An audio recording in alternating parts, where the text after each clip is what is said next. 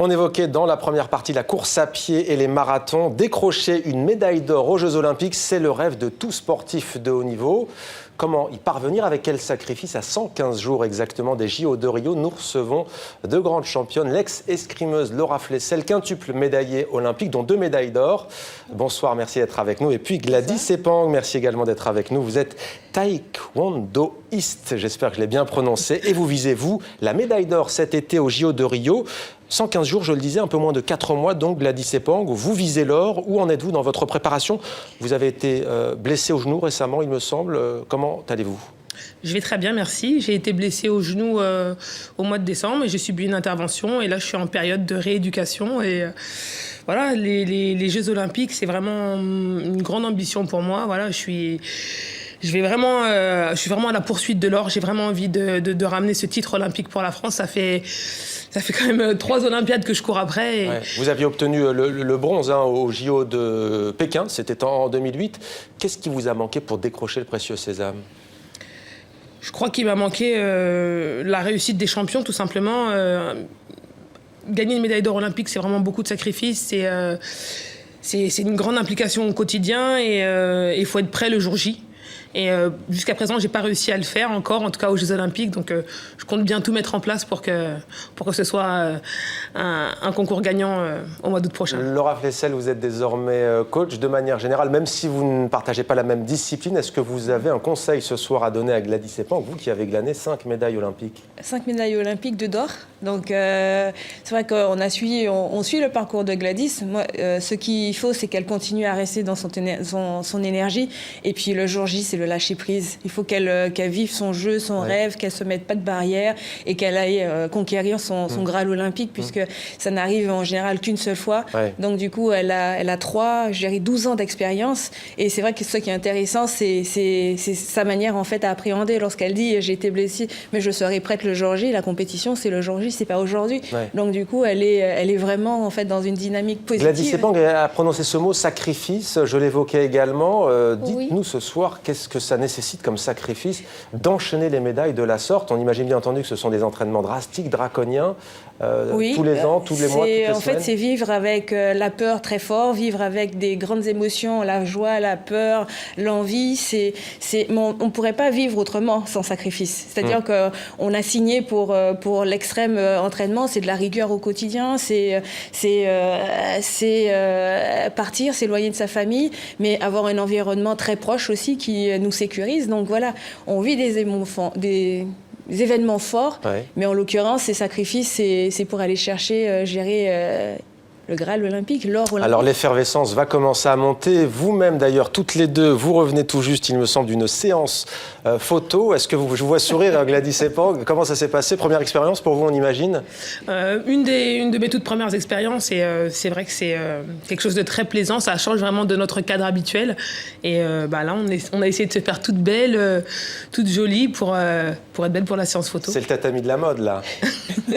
C'est vrai, en fait, c'est l'élégance, la performance, c'est la quête de l'excellence. Ouais. Dans quel cadre vous avez réalisé ces photos, Laura Flessel? C'est pour le sponsor officiel du CNOSF, un comité olympique sportif français. Il y a l'Or du Café qui est devenu en fait partenaire géré de l'équipe de France olympique et a eu l'idée de regrouper justement les futures chercheuses, celles qui sont à la poursuite de l'or et celles qui ont glané l'or. Ouais. Donc c'est vrai que c'est un il y a le jeu de mots.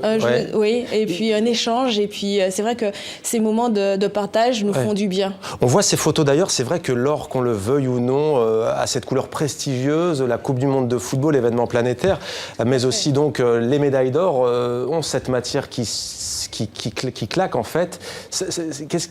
Qu'est-ce que ça représente pour vous, cette quête de l'or en fait? Est-ce que c'est purement sportif? Est-ce que c'est aussi peut-être l'envie de notoriété? Gladys Sepang, qu'est-ce que c'est? C'est tout simplement l'envie de se réaliser à travers son sport. On a envie d'aller au bout, on a envie d'être la meilleure. Les Jeux Olympiques, c'est un événement qui n'arrive que tous les 4 ans. Et y être présente et gagner la médaille d'or, c'est vraiment un challenge extrême. C'est le plus beau des challenges, c'est le plus beau des défis. C'est la plus belle des quêtes. C'est la quête de l'excellence, comme le disait Vous avez déjà Laura. entendu la Marseillaise retentir, l'hymne national français en étant sur le podium. Qu'est-ce que ça vous avait fait à l'époque? Ça fait des frissons, ça fait pleurer, mais il y a aussi un grand sentiment de fierté.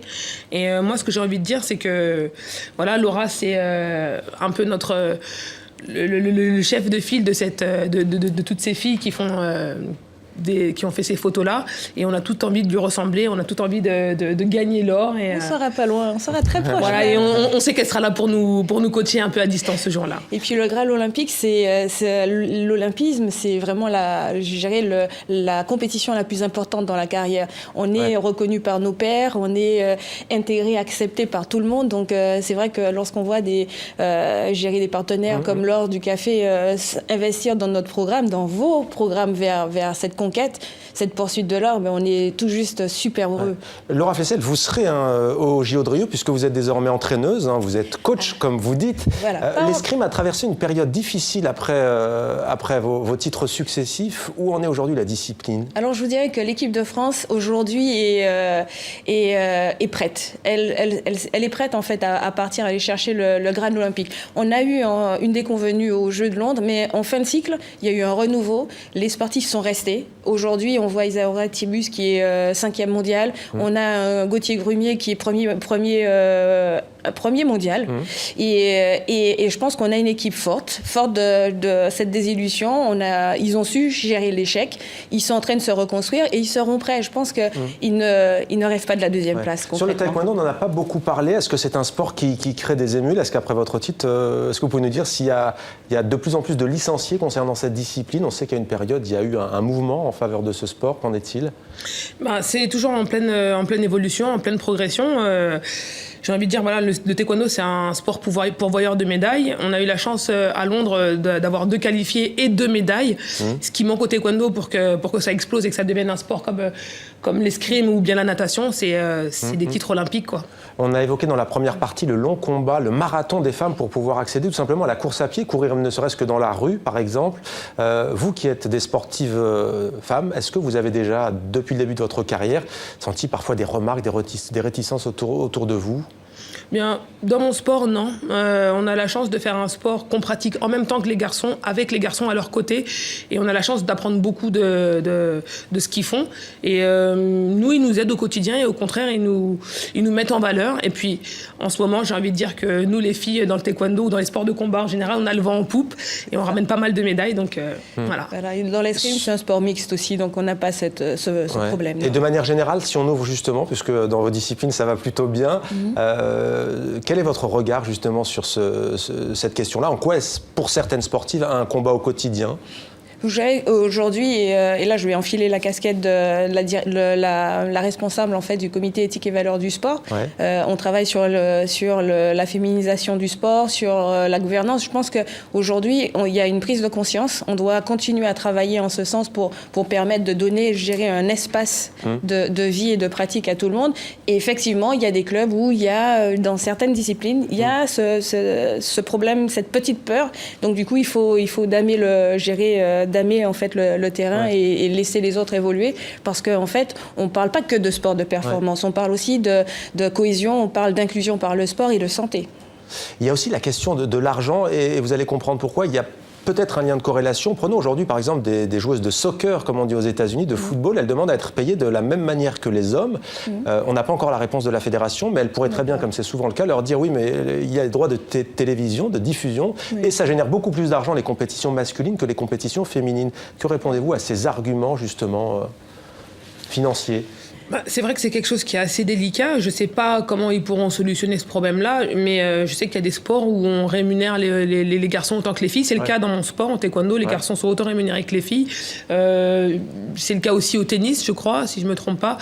Et dans le football, c'est vraiment quelque chose, c'est vraiment un monde à part, donc je ne sais pas comment ils vont solutionner ce problème-là, mais c'est un problème pour les filles. Alors en tennis, ce n'est pas tout à fait le cas, même si effectivement les joueuses de tennis gagnent beaucoup d'argent, en tous les cas celles de haut niveau. Sur les l'escrime, je pense qu'il y a effectivement la loi de l'offre et de la demande. Il y a des retombées médiatiques, donc forcément il y a un décalage. Le tout est de se réapproprier et avoir des pourcentages, je dirais, plus intéressants qu'aujourd'hui. Une meilleure redistribution peut-être. Une redistribution, plus logique. Mais à l'escrime, c'est un sport amateur, il n'y a pas beaucoup d'argent. On est obligé de parler de sa carrière en parallèle. Mais je vous dirais qu'aujourd'hui, lorsqu'il y a une rétribution, on est déjà content. Voilà. Alors on va terminer par ces JO de Rio précisément. 115 jours, je le disais tout à l'heure. Concrètement, maintenant, qu'est-ce qui va se passer pour vous à partir d'aujourd'hui ? Mais à partir d'aujourd'hui, je vais poursuivre la rééducation. Dans quelques temps, je retournerai à la salle et je m'entraînerai pour les Jeux de Rio. Et vous y serez quand à Rio, au Brésil? Je pense qu'on devrait arriver à Rio mi-juillet à peu près, pour bien s'acclimater au temps qu'il fera là-bas, décalage horaire, et puis voilà, prendre un peu possession des lieux.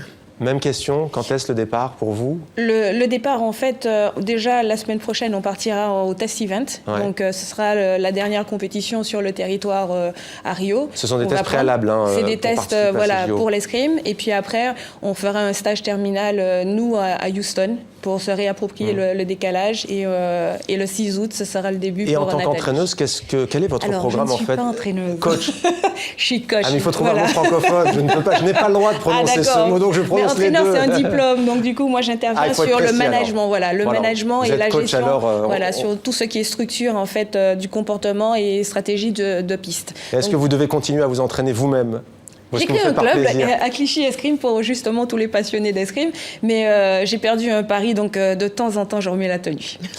Merci beaucoup à toutes les deux. On vous souhaite le meilleur, d'ailleurs vous en tant que coach et vous également, Gladys Epang, en tant que représentant de la France au taekwondo. Merci à toutes les deux. Merci Laura Flessel d'être venue sur le plateau de 64 minutes.